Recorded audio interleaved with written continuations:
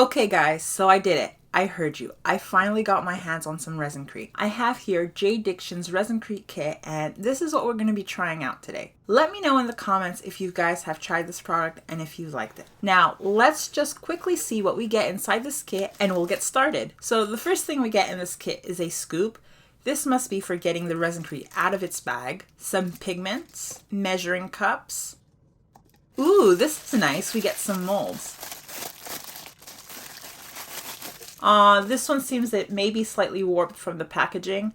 I'll have to let it sit out and see if it goes back to its original shape. At least this one seems okay. I can't see any warping or any kind of defect, so that's a good thing. Then we have the RESINCRETE mixture. The bag has 1,000 grams. A spatula.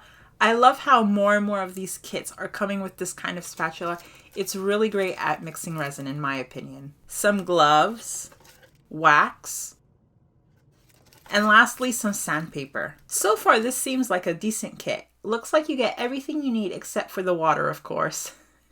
Okay, so now let's get into this. I'm going to use the hexagon mold that came with the kit, and then I'm also going to be using this strawberry trinket container mold that I got from Temu. And if we end up with any extra RESINCRETE, I have my handy dandy heart mold at the ready. So here we have a closer look at the RESINCRETE bag. It's water-based, 30-minute demold time, and it's a 10:3 mixing ratio. Now, I'm not the greatest at math, so this is probably going to be a bit tricky for me to figure it out, but from what I can see, for every 10 grams of RESINCRETE mixture you have, you need to mix it with 3 grams of water. So this is going to be interesting. I've never really worked with anything that had a 10:3 mixing ratio, so I'm going to have to see how I get along with this and see if this turns out any good.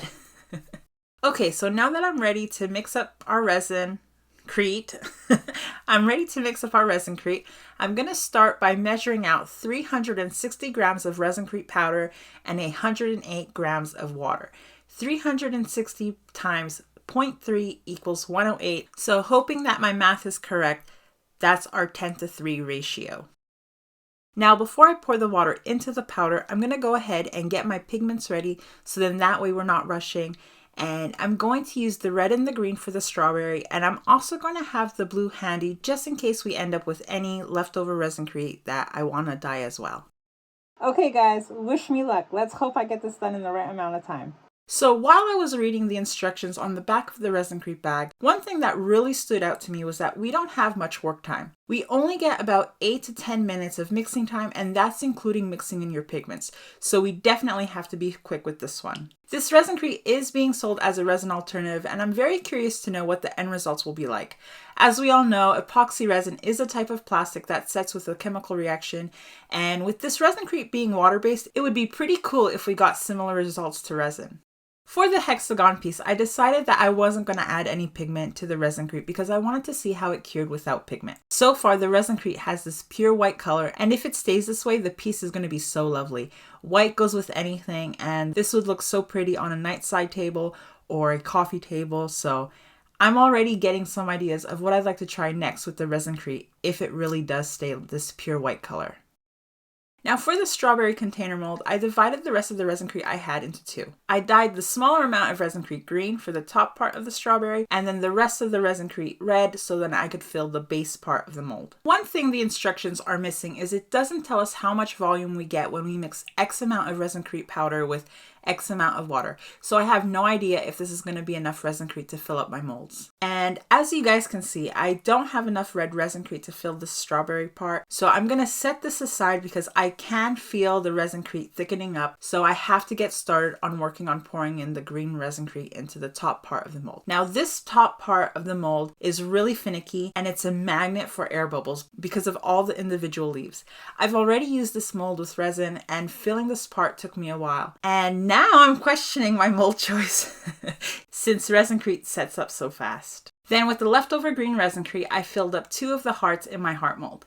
At this point, the RESINCRETE had gotten pretty thick and it was coming out blobby, so I was working as fast as I could. Anywho, so because I didn't have enough red RESINCRETE for the strawberry part, I let what I had originally poured cure and mixed up another batch of RESINCRETE. Again, I mixed another 360 grams of RESINCRETE powder with 108 grams of water and poured it into the mold, and this time it was just enough. Now, in case you're asking why I just didn't top up the original mount with fresh Resincrete, it's because I'm not exactly sure if Resincrete sticks to dry Resincrete. I'm not sure if it works like epoxy resin and can be poured in layers once it's cured, so it's definitely something I'm going to have to find out, but I'd rather test that out with smaller amounts of Resincrete. Then I set all the pieces aside to harden. Now I did end up leaving the Resincrete pieces aside for an hour. I got distracted doing something else, but it has hardened, so let's get to demolding them. This is interesting. The texture of the Resincrete is so soft, and I'm so happy that the Resincrete did stay pure white. Ooh, this is actually really nice.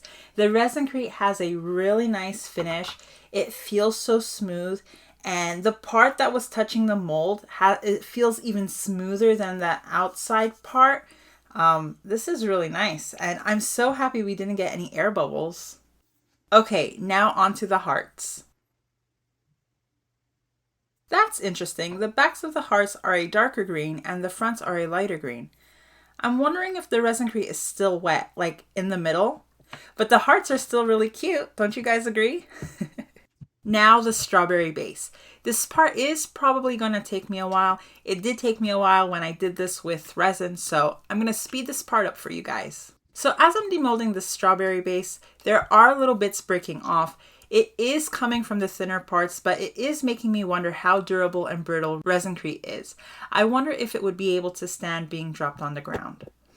But the strawberry looks really nice, and I like how the red became a pinker color. That white from the Resincrete did make the red lighter, and I'm not mad. I just have to remember that next time I do something with Resincrete, and if I do dye it with pigment, I have to put extra so then I get a more truer color to the pigment.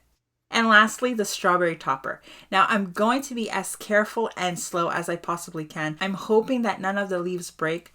Again, I will speed this up for you guys so the video isn't so long.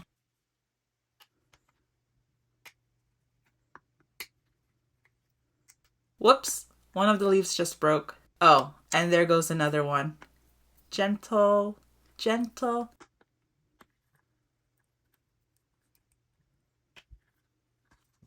There we go. So we did lose 2 leaf tips, but I'm really impressed. The Resincrete picks up the mold detail really well, and I can't get over the smooth feel it has. How cute does this strawberry look? This would look so cute in a kid's room or in a kitchen somewhere. I'm really loving the results of this strawberry piece. Okay, so now I'm going to try and fix the leaves, and the only thing I can think of is to use crazy glue. I'm just going to put a little on the tips here, and it should hold. As you guys can see, we did get some air bubbles here, and that's what made the tips break. The air bubbles created a weak point. To finish these pieces off, I'm going to go ahead and cover them with the wax we got inside the box. This wax will seal the Resincrete, and I assume it will make it more waterproof and more durable. One cool thing to see is that it doesn't take long for the Resincrete to absorb the wax. You can actually see it happening. Here's a side-by-side comparison of what the pieces look like waxed and unwaxed.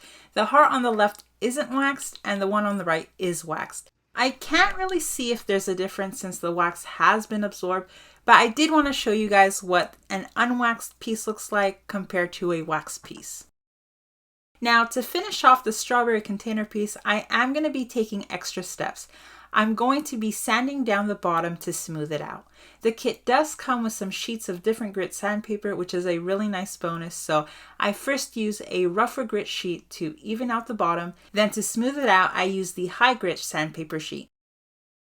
And since I wanted the strawberry topper to have the same look and feel, I did the exact same thing to the strawberry topper. Overall, I really enjoyed working with the Resincrete. As you guys can see, the pieces turned out really lovely, and that wax didn't leave any residue behind. You wouldn't even know I put it on. I think Resincrete is a good alternative to resin, but I feel it's more like plaster of Paris.